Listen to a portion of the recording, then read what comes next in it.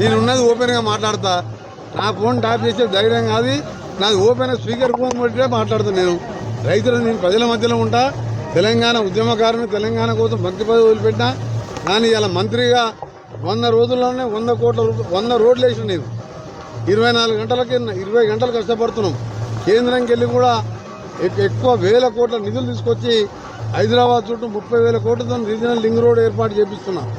ఇవాళ అందరం ముఖ్యమంత్రి గారి నాయకత్వంలో టీం లాగా పనిచేస్తున్నాం. మీరు వచ్చే 5 ఏళ్లలో మా పాలన చూడండి. ఈ 6 గ్యారంటీలు కాదు, 5 ఏళ్ల పాలన చూసిన తర్వాత వద్దన్నా కాంగ్రెస్ పార్టీకే ఓటేస్తారు అన్ని పార్టీల వాళ్ళు. ఆ విధంగా మా పరిపాలన ఉంటుంది. కొన్ని రోజులు వెయిట్ చేయండి. అందుకనే మీరు 3 నెలలకే ఏమా అన్నట్టు కేసీఆర్ వాళ్ళగా అని ఆఖరికి ఏమైంది? ఇప్పుడు ఇవాళ ఢిల్లీలో ఏం జరుగుతుంది? ఎవరుంటారు లోపల? ఎంతమంది లోపలికి పోతారో తెలియదు. ఉచిత కరెంటు పెట్టిందే కాంగ్రెస్ పార్టీ ప్రభుత్వం.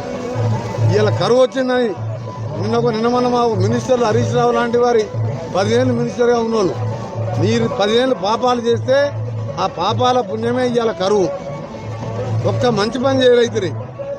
ఇవాళ జగన్ దగ్గర మోకరిల్లి డబ్బుల కోసం కృష్ణాని ధర, శ్రీశైలం, సాగర్ నీళ్లు ఆయనకు వదిలిపెడితే పోతిరెడ్డిపాడు, రాయలసీమ, మచ్చిమర్రి లాంటి ప్రాజెక్టు కట్టుకొని నీళ్లు దోసుకపోతే ఇవాళ బురద మిగిలింది.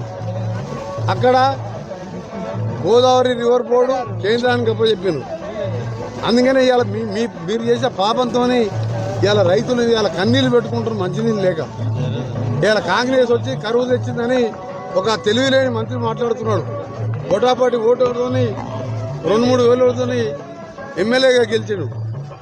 నీకు బుద్ధి ఉంటే నల్గొండ జిల్లా దక్షిణ తెలంగాణలో 36 సీట్లకు 32 సీట్లు 60-70 వేల మెజార్టీ ఎందుకు గెలిచాను?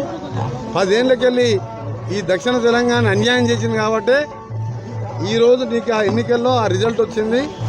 ఇంకా కూడా బుద్ధి రాలే ఆ మంత్రులకు.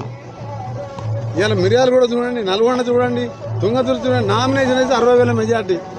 10 ఏళ్ళకెళ్ళి నల్గొండ జిల్లాని దక్షిణ తెలంగాణ నాశనం చేసినాం. ఇంకా బుద్ధి మారకుండా మాట్లాడుతున్నారు. ఇకనైనా బుద్ధి